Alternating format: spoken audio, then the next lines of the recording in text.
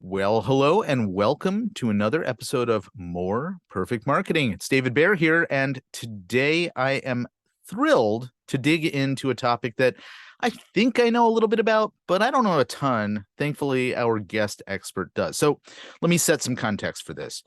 We think a lot about how we want our businesses to be found by those who are in need of our services. And often we'll think about, how do I advertise or how do I get discovered? Well, one of the methods that you might choose, depending on whether it's a fit for your business or not, is something called search engine optimization. You probably have heard of it or heard of the term SEO. There's a lot of different ways to approach this. We're going to dig into why some of the ways that are commonly considered the way to go might not be what you want to do in your business and why. So joining me in this conversation, and I'm about to butcher his name because before we hit record, I practiced it a few too many times unsuccessfully, is Shaurya Jain. Shaurya, welcome. Hi David, how's it going? It's going great. And before we dig into the SEO stuff, just so that you can be vindicated, would you mind pronouncing your name correctly? Yeah, so it's Shaurya Jain, and this you gotta roll your tongue at the R's, but that's okay if you That's can't. that's something that here in North America we haven't been Yeah, properly conditioned to do. So, yeah, that's okay. so I want to talk a little bit about SEO in sort of the broader context, because one of the things that I discovered when I first learned about you is that you take a different approach to SEO in general, the work that you're doing. Mm-hmm, You focus specifically working on projects for businesses that are B2B businesses, so mm-hmm. those Yeah, who that's support correct. other businesses. And one of the things that really stands out in the positioning that you take is that you don't like certain things in terms of the way that you approach SEO, and you do like other things. Can you sort of walk us through some of that? Yeah, sure. So, David, you know, backlinks are an integral part of SEO, and every year the SEO tools, they publish a report where they measure which factor is which factor is more important, which factor is less important when it comes to SEO. So backlinks always come out to be on top of these lists. Backlinks remain the number one ranking factor, but there is a right way, in my opinion, to get backlinks, and a wrong way. The wrong way would be hitting up website owners, paying them money and getting your link included. Hmm. Because because if you do that, you don't have any moat. Yeah. By uh, yeah, so you don't have any moat, and anyone can do that. Secondly, uh, it's against Google's terms of services to pay webmasters to acquire backlinks. So what we do instead is we take our relationship approach.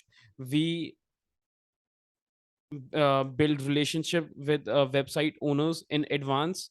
We tell them that, hey, if you will link to our clients, we will in exchange get you backlinks from other sites. So this way what happens is there's no exchange of money. We are dealing with real businesses instead of like uh, quality blogs Hmm. or anything like that, because we vet each website that we partner up with. uh, we have been able to get links from sites as big as monday.com, uh, asana.com, uh, and Envato.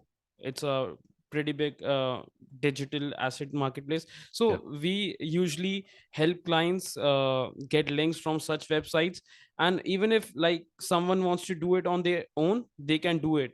They just need to reach out to other businesses in their niche, tell them that, hey, uh, can you give us links? In exchange, we will get you links from other websites. So now one might be wondering how to get links to their website. If I can't get it to my own website, right? So I just want to pull back for a moment because as a business owner, I have a Mm-hmm. blog on my site. I have regularly heard from people, who send me emails with something along the lines of what you just described, right? Hey, I Mm-hmm. noticed that you have an article about XYZ, right? Yeah. Um, Mm-hmm. it we think that we have something relevant to add to what you've put in there, and Mm-hmm. we'd love you to consider adding a link here. Is that what we're talking about? No, that's one approach. That's pretty okay too. Very time intensive, but at least it's not against Google's terms of services. They ask you to consider that if you would like to include the resource in your article, Hmm. it usually has like a 3 to 4% success rate. But what we do is, let's say uh, I want links to my website, and you are in the same niche as I am.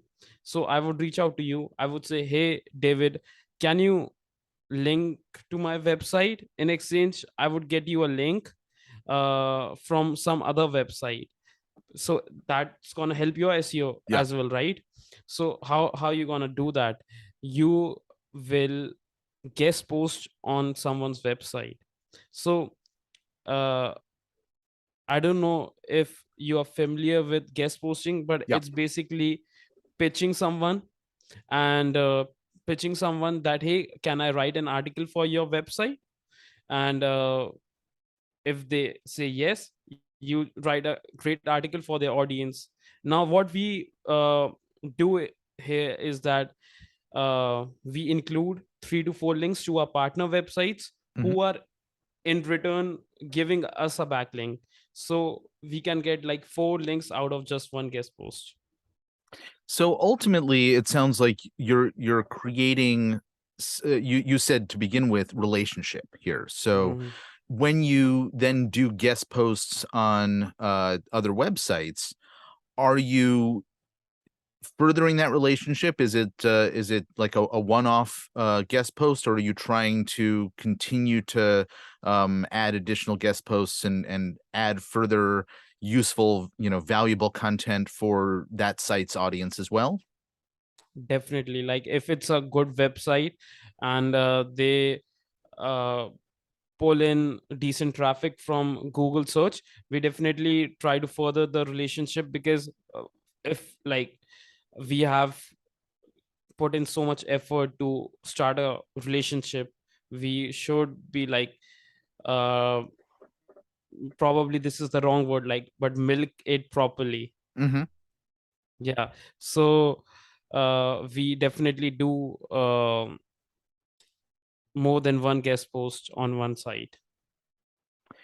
So let's talk a little bit about the types of content that is appropriate for this. Obviously, you want to, if you're creating this sort of articles, you made a very clear distinction between poor quality or low quality sites. So now you're going to a higher quality site, but you want to make sure that you're, hopefully, I assume, including high quality content.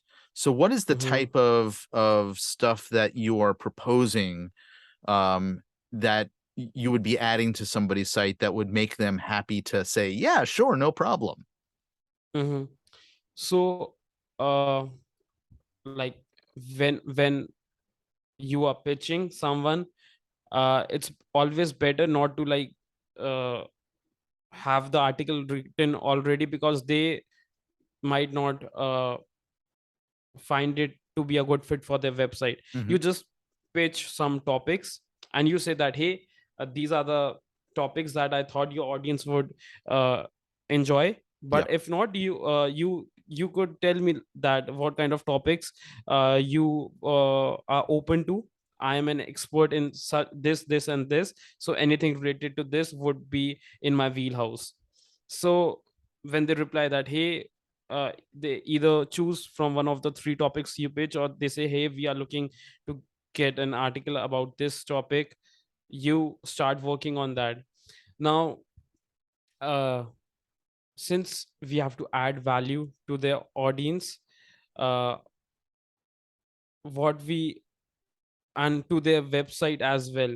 So what we do is we do some keyword research. Keyword research is the process of finding keywords that a website can like rank for Hmm. easily. Like it should not be too difficult for it to rank for that.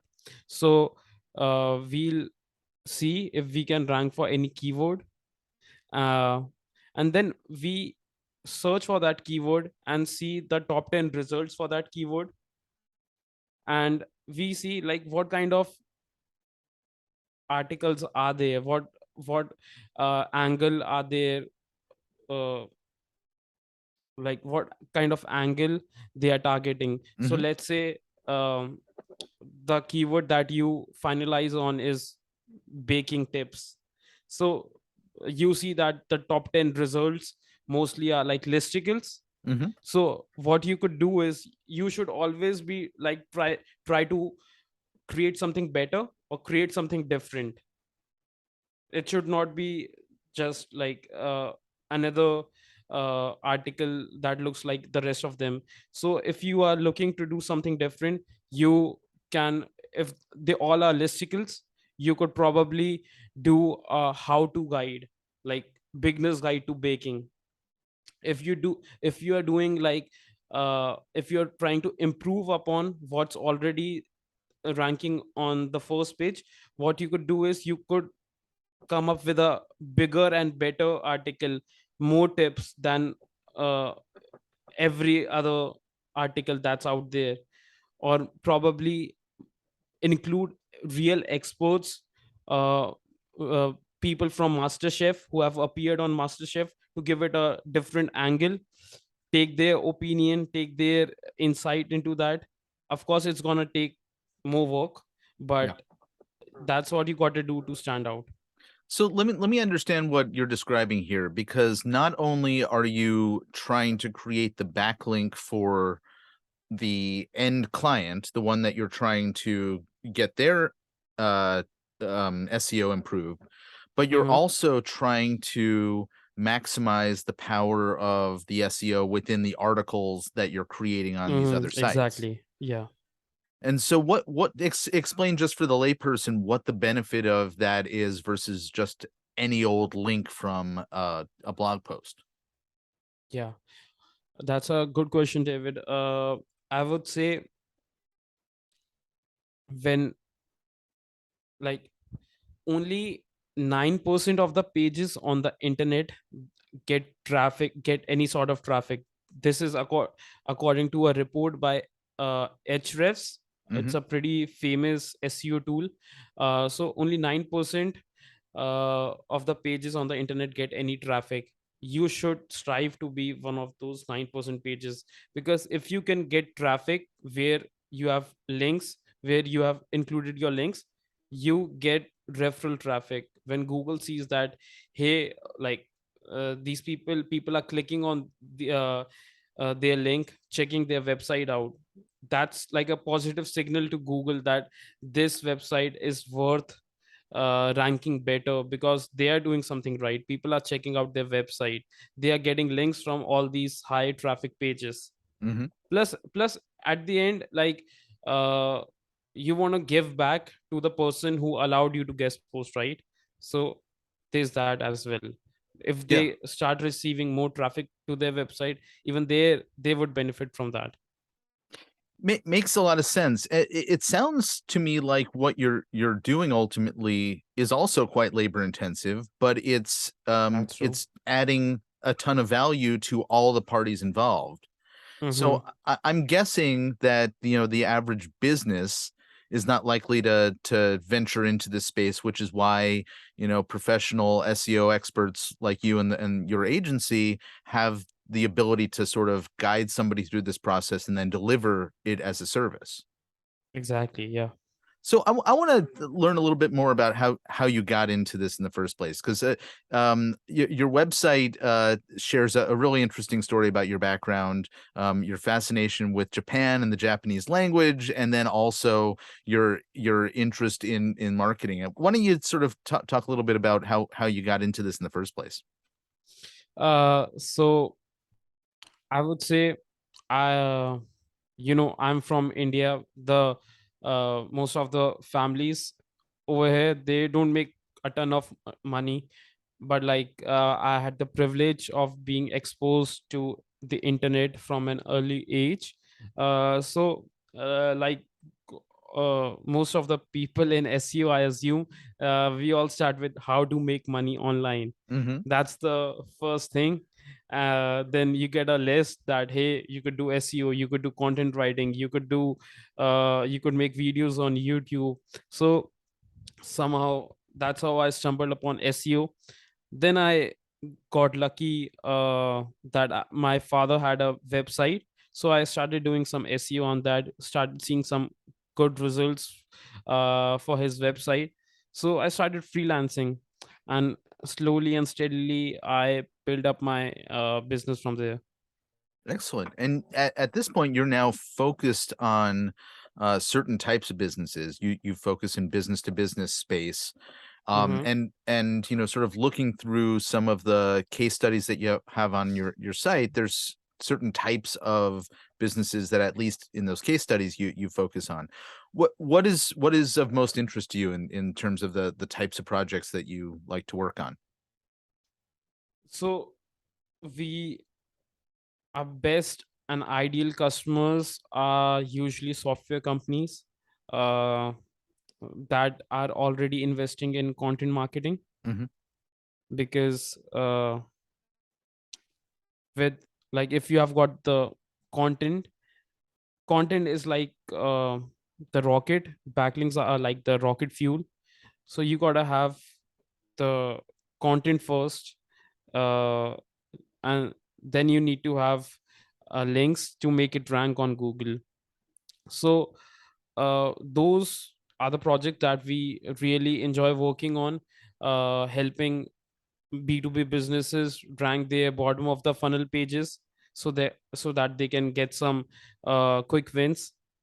Um because bottom of the funnel pages convert the best when it comes to uh, any kind of, like, uh, space you are, uh, be it a marketing agency. If you're trying to go after a bottom of the funnel page like marketing agency in New York, you're going to see the best results from that page, as opposed to if you are like trying to rank for a top of the funnel page, let's say uh, how to get leads to my roofing business. Hmm. So we try to get some quick wins for our clients early in their campaign.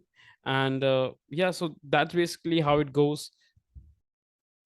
So obviously, there's a lot of other approaches to SEO, and you talked a little bit about sort of the soulless backlink approach for a lot of companies. What other for businesses out there who are thinking we need to find an approach or a service to help us, what are sort of the other gray hat or black hat approaches that you would advise people to avoid? Hmm. Yes, so some of the black hat and gray hat approaches would include PBNs, private block networks. Okay. uh, First, let me like run you through some approaches, and then we'll elaborate on them. One is PBNs.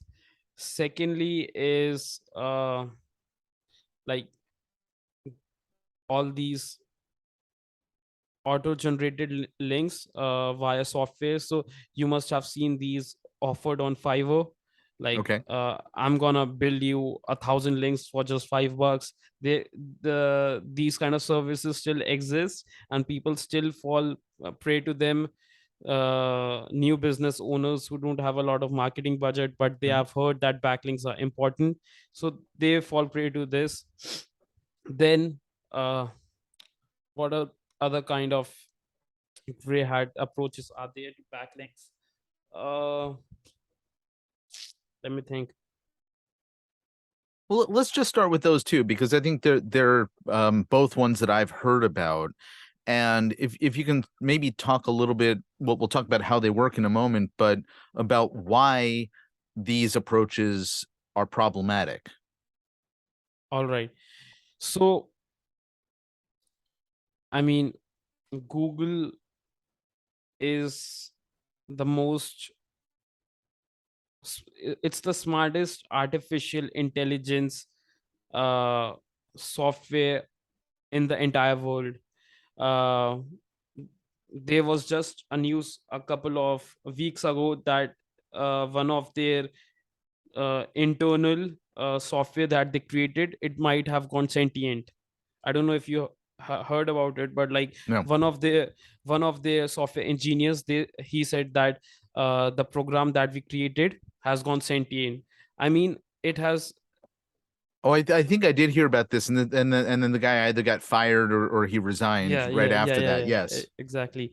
So, I mean, they have created such a um advanced and sophisticated software that any kind of link schemes that you're gonna try to pull off, they can see right through it. PBNs, they all have some kind of footprint when it comes to uh, Google. So the most common footprint for PBNs is that they don't usually get any traffic from Google. They have a ton of blog posts on the homepage itself. Hmm. uh, they have they have the same hosting providers. They are hosted in the same country, so all these are footprints that Google can easily detect. And if they see you uh, getting a lot of these links, uh, they might even penalize you. Although Google has stopped doing this, penalizing websites as much as it did before, because someone can like do it for someone else website, point a bunch of crappy links, Yeah. and like fuck up their SEO. So you're saying like a competitor could Yeah, intentionally try to get somebody in trouble with Google, and so Google's recognized that as well, and they're as not. well. So Got it. it just devalues those links. So it means that all the money that you spent in acquiring those links, it's worthless. Yeah.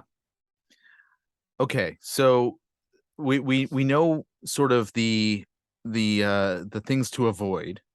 Mm-hmm. We know that there's a better way to do the sort of typical outreach and getting onto sites, and you've outlined a much more sophisticated and value enhanced approach that Mm-hmm. you're taking. Where do you see, obviously you have spent a lot of time being a student of all of this. I mean, Mm-hmm. you've quoted, developments that you've read about and followed over time. Where do you see probably things going as we continue to develop, because you've watched the trends since you've started in this space? What do you think might be next in terms of SEO considerations for businesses? Uh, that's a good and a very difficult question. I hope no one uh, sees this like in 2025 and says that this guy was so damn wrong. So I guess, I mean, it's just going to be harder and harder for you to game Google. uh you have to just focus on the basics, write good content, get uh links from real websites. And especially if you are a local business, you don't even have to worry that much about all this. Just focus on getting genuine reviews from your customers on your Google My Business profile. Have it properly um like managed, reply to their questions that they post over there. uh, yes, for local businesses, it's just down to the basics that you do good practices. you do good business practices, people leave a genuine review for you, hopefully positive, and Google will reward you for that. They're So still. let me try to rephrase what I hear you saying, because it's, if I was asking you to forecast the future, but ultimately your answer, I think, is feed Google the right information and the right content that speaks naturally to the way that a business's prospects would be looking for them. That's a fundamental, I'm guessing. uh I mean, I would say stop looking for shortcuts. uh so with SEO, if you are a big business with a national presence, uh produce quality content so that you can uh,